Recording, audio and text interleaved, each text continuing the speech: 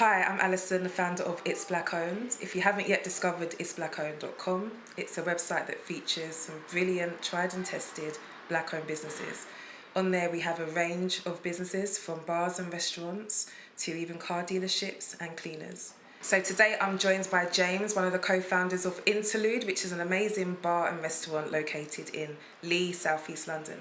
Thanks so much for joining us, James. Thank you. How was your journey getting down there today? Not bad considering the restrictions on the roads, but yeah, it wasn't that long to get down there today, which was lucky. I was a bit late, but I got here in the end. Yeah, no, you're good, and you actually came through with some drinks, which is literally the magic touch right now. Thank you. So, James, I know that you are the co-founder of Interludee with your friends, right, CJ? Yep. So tell me a bit about how you guys got started. Our friendship or interluding? Yeah, let's start with the friendship, actually. The friendship come through business. Right. We got mutual friends. I started off, like I've done some events myself. I've always held house parties, etc. And yeah, I've done my first event, and CJ was there, part of the DJ in team that was playing that night. And yeah, after that night he approached me and we had a little meeting that kind of went from there, really. Cool. So you and CJ were putting on events, right? Yeah. And I'm sure things were going great. Yeah, it was. What was the main catalyst that made you think, no, we need our own space? What it was, we always spoke about getting our own space, but it came sooner than we thought because the space we're at now became available.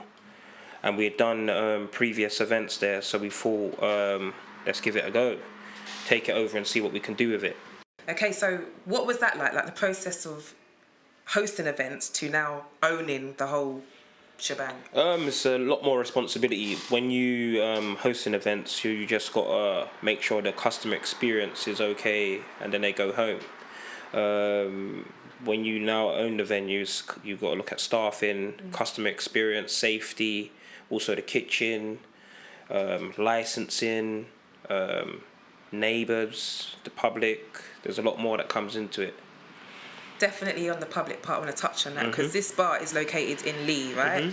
Which, you know, historically was a bit of a techie area to be in. So for two black men to now say, okay, they're going to open a bar, like, did you have any difficulties around the demographics? Yeah, of course. There was, I think, before we opened it, the bar's kind of been black owned for a few years before us, and I think a lot of the residents and the locals looked at us as this another black place. They're going to be here 2 minutes and they're going to make a lot of noise and then they're going to be gone.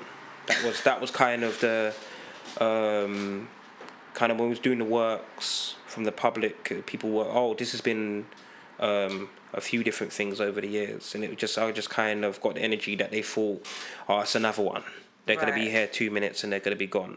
Would you say you felt any hostility from some members of the public, or one or two? Right. One or two. We received complaints from licensing from a resident before we even opened. Wow. He complained about what the uses of the premises was, about us having speakers inside, all sorts of stuff. And he's still continuing up until now. Well, I guess on the good side, to have a business that is essentially, you have, you know, a bar and restaurant, you've had one complaint. Yeah. That's quite, in a residential kind of ish area, that's quite a good. Yeah, it is. I see the flip side of that. But in terms of licensing, were there any things that you learnt along the way, like?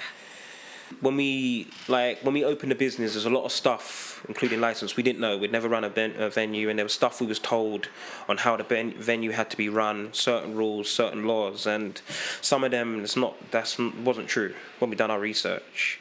Wow. Down to planning permission, what we could have outside, what customers were allowed to do inside. It wasn't, and you look to these people as they're licensing the police. You're meant to trust. Yeah, of course. So I feel I've lost the trust in them just from stuff like that, just false information, and not very respectful as well in terms of some of the stuff they've done. I can remember in particular planning. the resident complained to planning that the business was being used for the wrong stuff. It's meant to be a restaurant, and we're not allowed to have music, dancing, or nothing like that. So a lady come down from planning. I remember I was behind the bar at the time, and the doors were open, and she rode her bike to the door, pushed her bike in the venue, and put it against the wall and started filming the customers and what we're doing. And so I called her over to ask her what she's doing, and she said she's from planning. She's had a report that the venue's been used for the wrong stuff, and I just have to take whatever. And obviously that's fine, but there's ways on how to do stuff. I think if it was a Weatherspoons or someone else, firstly you'd go over and show their badge. I work for planning, and we've had a report. Could I have a word? I don't appreciate someone coming into the venue, not introducing themselves from an authority, and filming while we have customers in there. And a few customers were upset about it as well. Oh, absolutely. So that's stuff like that. I just feel like if it was a Weatherspoons or somewhere else, they wouldn't do that. And I sent a complaint to planning about this, and the response I got was, your venue's been used for the correct terms, fine, no more, this won't be, case closed. There was no apology, there was nothing. And I just feel like that's not how things should be done. I wasn't happy about that. No, mate. It's like, it's very subtle. And someone might have all of those different experiences and think, you know what, forget this, because this is not what I came into business for. You know, have you guys ever had that feeling where you're like, you know what? No, it's not worth it, because it's not worth it. Even with the local resident, he's tried tactics to wind us up, and it's no point. It's a waste of time. It's we know what we've got going, and it's going well. So keep doing everything by the books. It's not gonna. They've tried, so it hasn't worked. Yeah. So as long as you guys stay above board, then that's you just got to do everything by the books properly, and you're fine. Don't try to cut no corners. I like that, the long game. Yeah, we're not here to be here for a year or 2 minutes. Yeah. So do things properly, right? And it pays off. And that's what it is, and we have, and I just feel like with doing things properly, I don't think the licensing have respected it as well. So yeah. Okay. No, that's a lot to deal with. All right, so cool. So for anyone who hasn't been to Interludee before, what can you expect? Expect to come down, get drunk, have a good time. It's a nice environment. Staff are friendly, good food. We just want to. We like the customers to just feel happy and welcomed and have a good time and want to come back. Taste I hate when someone comes in and they order a strawberry daiquiri.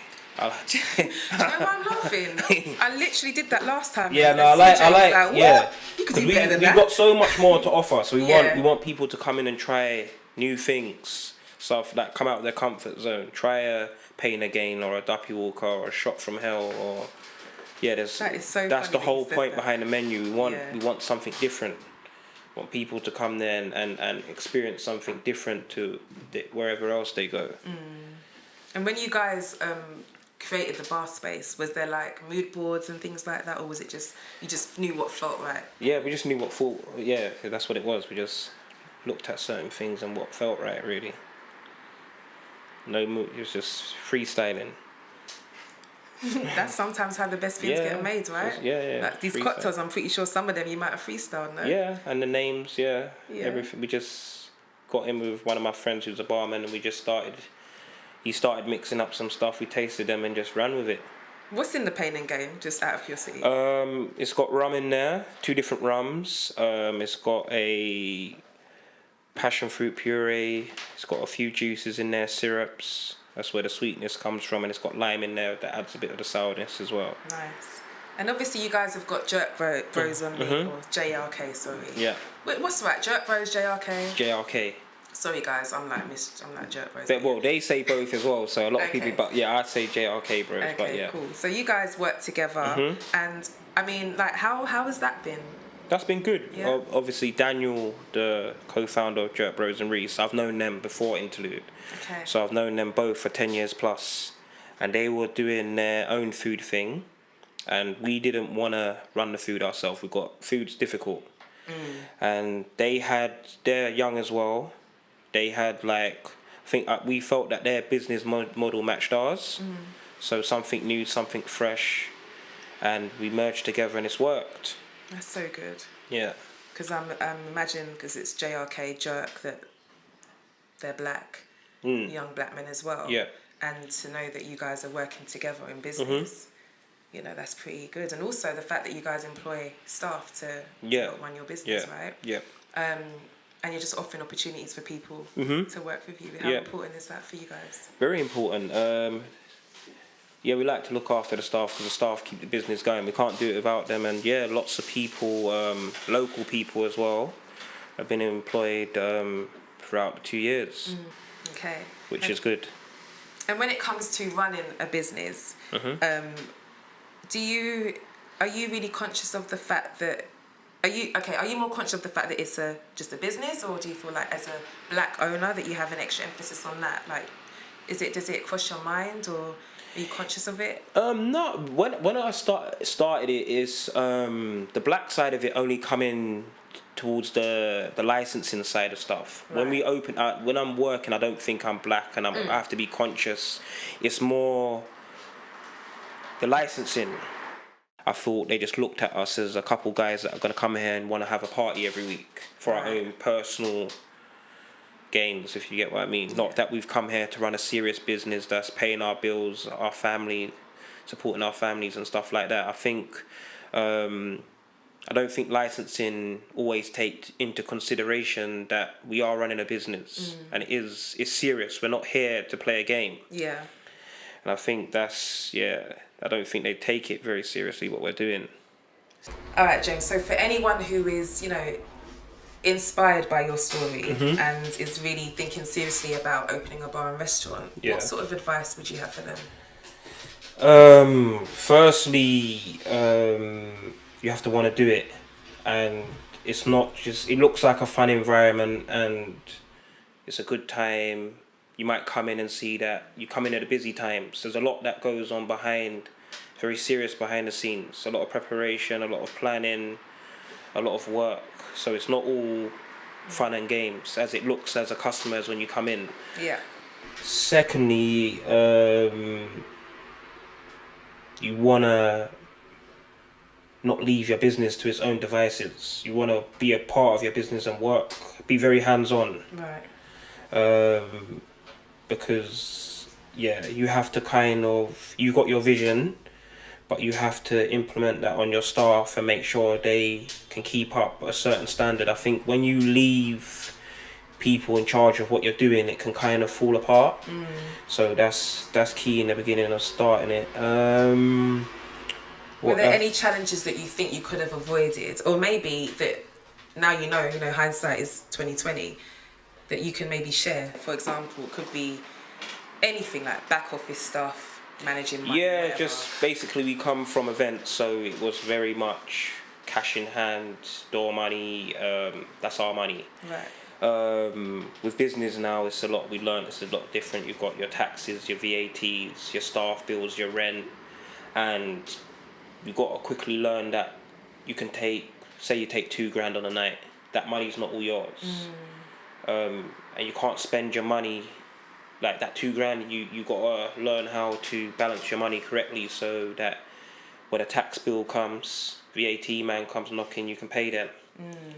When your landlord comes knocking for his rent, you can pay them. So your money management has to be good. Yeah. No, definitely. So yeah, stuff like that. Also, what else could I say? With business, you can't rely on people that you know. Right. It's nice if people support, but you've got to, Like, I know I've seen people start businesses because their friends like this, and it's good, but you have to think bigger than that. Yeah. You can't rely on your family all the time. The support's always good from friends and family, but you have to think bigger than that. They ain't gonna. You can't rely on your friends and family to come there 7 days a week. Your business has to go beyond that. So that's another thing. And when it comes to the social media side of things, because obviously most businesses now have to utilize social media, how have you found that? That's been fine. Obviously, with like Instagram and stuff, it's more we have to get right how our page looked, so it's got a consistent feel. But we run our events through social media, so we kind of knew certain tricks on how to get engagement in certain areas. Some we had to learn because the business is different to nightlife, because we've got the food and the day trade as well, and we're still learning as well. Yeah, of course. So it was still, for the type of business we are, 2.5 years is not long. So yeah, we're still learning, and yeah, hopefully we can keep going. I've also seen that you guys have done a number of different types of events, i.e. During lockdown there was like a 24-hour DJ set. Yeah, like tell me a bit about that. Like I want to know what the vision is for your events and stuff. All events are different. It just some are our own ideas, and some people, friends or other promoters will pitch an idea to us, and we'll sit down and we'll come to an agreement with if it works for us, works for the venue, if it's something we want to do, and if it does, we go for it. Yeah. And the 24-hour DJ thing was we enjoyed that. That was good. Yeah, you guys have done a number of different community-driven initiatives. So I'd imagine that maybe is the space like, what do you envision for the space? Is it like a community hub? Would you like it to be like a high-end bar? I don't know, like a mixture of both. Yeah, we do wanna put on stuff for the community as well. That's important. But yeah, we want it to be a nice bar for whether you're in London, if you're coming to England on a trip, or for everybody. For everyone, we want it to be for all. Welcome to all. Yeah. Amazing. So James, any plans for Interlude? Like let's say the next 5 years, what would you love to see? Would definitely like another venue, expand, without compromising our quality though. That's important. I don't want to expand and the standard of one venue drops, or we want to expand when the time's right, because from experience as a customer going to restaurants, is some that have a few change, the standard drops, and I think that's important. I don't, like, you're a customer, you come there, I don't want you to now, we go and open somewhere else and you message us saying, oh, the cocktails ain't the same. So no, we want to make sure everything's in place correctly before we move on. Staff are trained, we've got the right team of people working for us, and then expand. Because yeah, we care about customer experience and the quality of what we're doing. That's one of our main things. So once we get that right, then yeah, I'd be happy definitely to expand. Also the festivals, getting our drinks and slushes in festivals. That'll be something I'd want to do, and maybe even putting our cocktails in shops, other bars, and supplying our drinks, continue the delivery service and stuff like that. No, I can see that going down a treat, honestly. Yeah. If I can pick this up in my, on a shop, let's say I'm in Sainsbury's or wherever, and I can pick up a little pain and gain.